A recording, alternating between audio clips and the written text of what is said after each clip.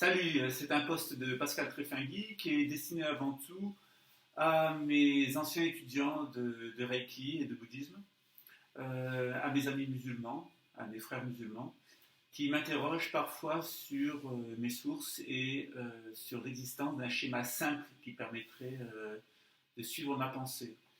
Généralement, je suis considéré comme un auteur guénonien en référence au cher Rouaib Abdelyaya, donc René Guénon, qui était un ésotériste français du début du XXe siècle. C'est un auteur traditionnel et non pas traditionnaliste. Euh, Généralement, dans mes livres, je donne toujours mes références bibliographiques, qui sont soit des ouvrages universitaires, soit des ouvrages académiques, soit différents articles d'auteurs ou d'encyclopédies, ainsi que des journaux ou des revues ou des publications sur Internet. Donc vous retrouverez dans mes différents ouvrages toutes les références bibliographiques qui sont nécessaires à la compréhension de ma pensée, mais aussi en appui à ma pensée, qui, une fois de plus, n'est pas une pensée propre, qui m'est propre et une invention de ma part, mais qui est euh, donc une pensée traditionnelle. Principalement, je m'appuie sur deux ouvrages que vous allez retrouver ici, qui sont La République de Platon, avec sa description des régimes, des 5 régimes qui peuvent se succéder, donc la synarchie, la timocratie, l'oligarchie, la démocratie et la tyrannie. Le deuxième ouvrage de référence pour moi est un ouvrage double ou triple, ce sont les écritures du sémitisme, donc les écritures hébraïques, les écritures chrétiennes et ensuite les écritures musulmanes, donc principalement la Bible, telle que les entendent les judéo-chrétiens, et le Coran. On peut aussi ajouter d'autres auteurs, en particulier Ibn Arabi, qui a été une de mes principales sources d'analyse de ma tradition spirituelle, qui est l'islam. Une autre source est l'astrologie que j'utilise. J'ai étudié l'astronomie tibétaine, l'astrologie chinoise, l'astrologie occidentale, enfin grecque occidentale, d'origine mésopotamienne, et ainsi que l'astrologie islamique, évidemment.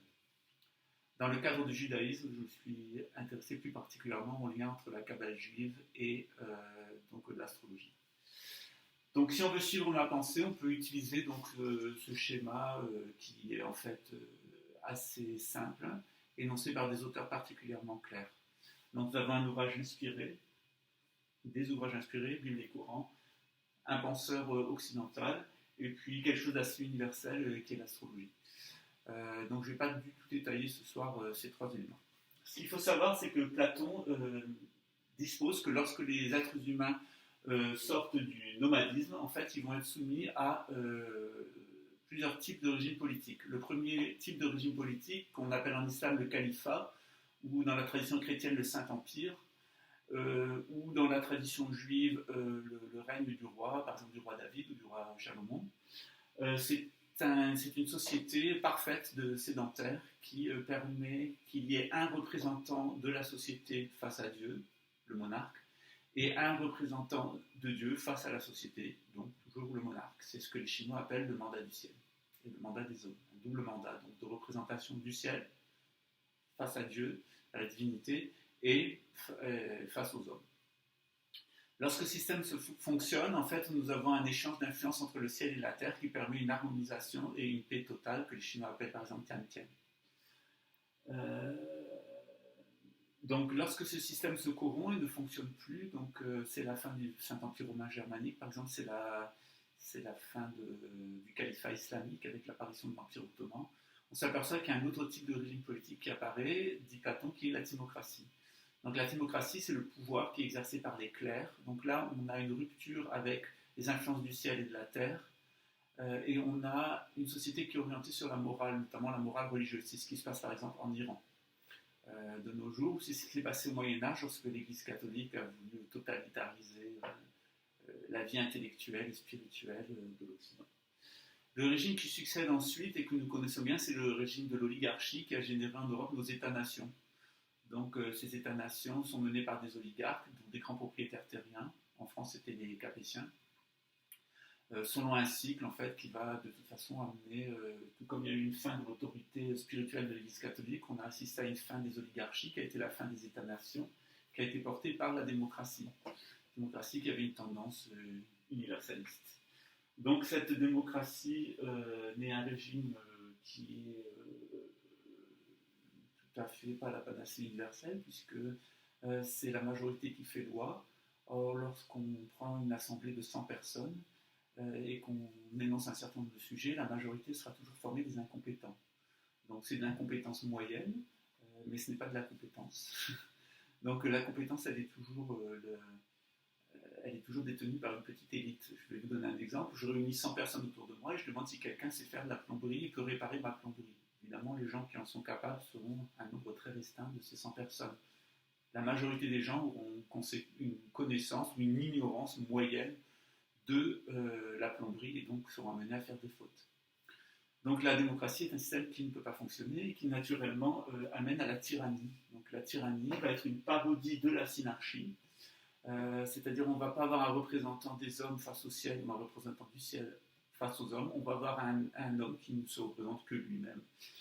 Donc dans les écritures du sémitisme, ce tyran, ce super tyran à vocation universelle qui va s'opposer au calife universel, c'est Dajjal, donc l'antéchrist. Donc, tout comme on a eu Jésus qui était le calife de la société juive de son époque, le roi des Juifs, on va avoir donc à l'opposé un roi des satanistes, un roi des ignorants, un roi des maléfiques, qui sera donc Dajjal, et qui selon la tradition chrétienne, donc notamment l'Apocalypse de Saint Jean et la tradition islamique, sera issu de la tribu de Dan, c'est-à-dire la même tribu que celle de Jésus.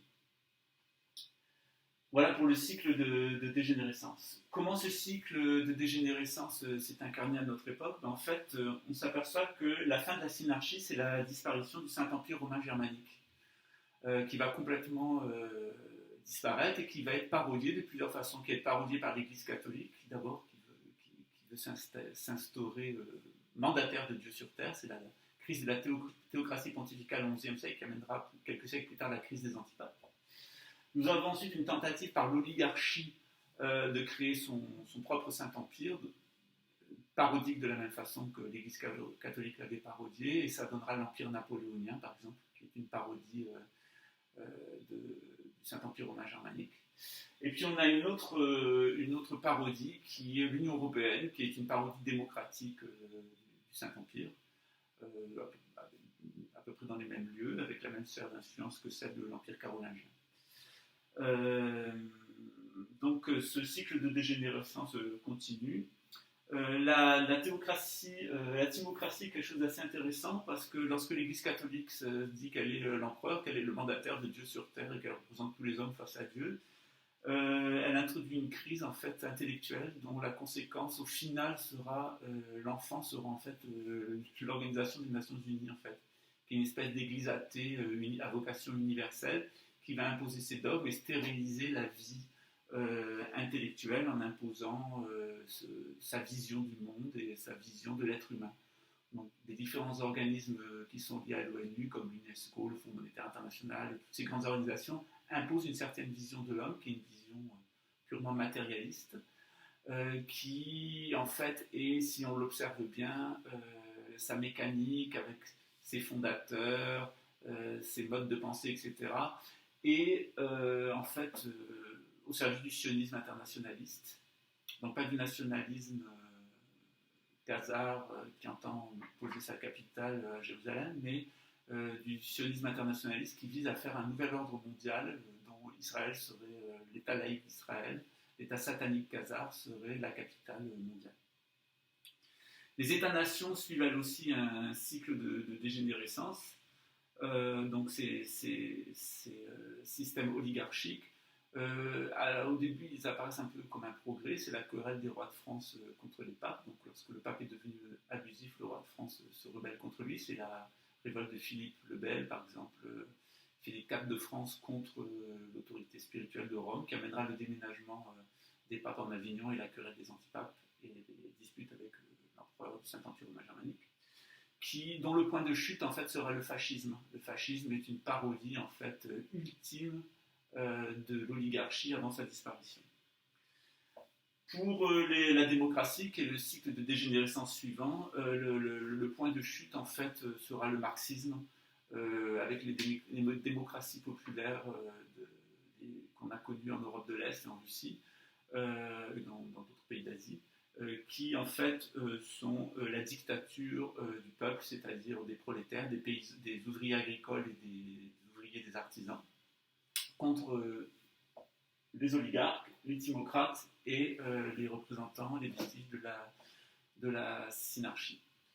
Au final, après la fin de la démocratie, c'est ce qui se met en place de nos jours, c'est la tyrannie, c'est-à-dire que la démocratie ne fonctionnant pas et n'ayant pas vocation à fonctionner, ben, elle va être pipotée avec du matériel psychotronique, avec la publicité, avec le marketing politique. Et je crois que c'est Frank Zappa qui disait que la politique, c'était la branche divertissement du lobby militaro-industriel. Ben, on y est justement, donc on nous divertit.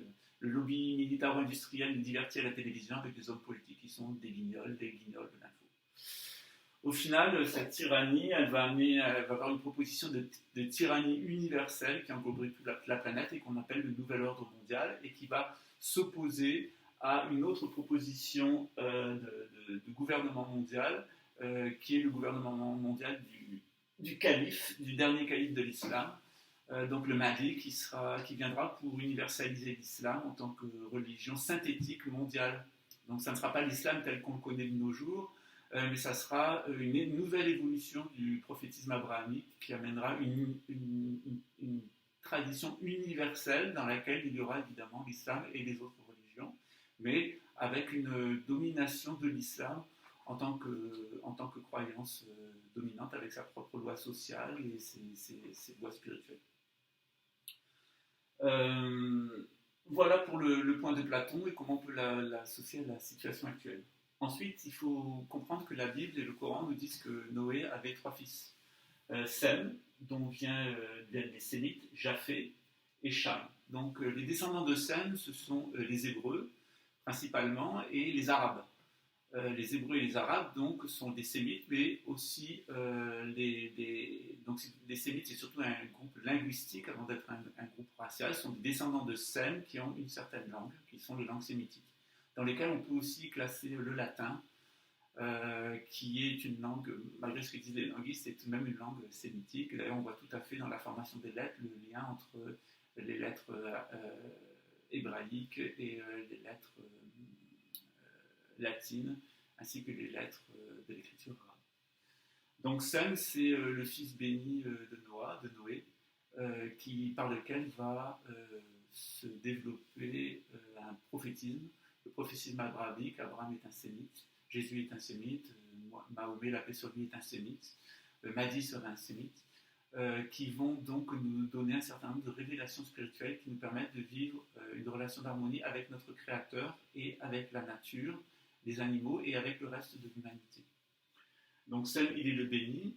Il y a un autre fils de Noé, aujourd'hui je n'expliquerai pas pourquoi, mais on peut le trouver dans les écritures testamentaires, qui est Cham. Donc Cham, c'est le fils maudit de Noé, parce qu'il va reproduire toutes les tares de la civilisation antédiluvienne, c'est-à-dire le contact avec les fils du ciel, c'est-à-dire des entités démoniaques, non humaines, du domaine intermédiaire, et dont il va être en fait une sorte de médium, et dont il va permettre la diffusion des idées à l'encontre de l'humanité.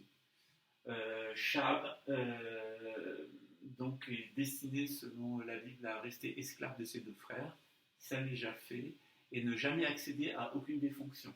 Donc on peut par exemple voir que les tyrans, ce sont principalement des gens qui seront des anciens agriculteurs, les démocrates, ce sont principalement des gens qui sont des anciens artisans, les oligarques, ce sont principalement des gens qui sont issus de la noblesse, les timocrates, ce sont des gens qui sont issus du clergé, tandis que les synarques, en fait, sont des gens qui appartiendront à toutes les classes sociales et qui comprendront l'intérêt d'avoir un califat ou d'avoir, comme en Chine, un représentant du ciel et de la terre qui a un mandat céleste et terrestre. Donc Sem le maudit, Sem le béni, Cham le maudit, Sem dont sortiront donc Jésus, qui viendra une première fois sous forme humaine, une deuxième fois aussi en descendant du ciel afin de confondre l'imposteur d'Agel. Nous aurons aussi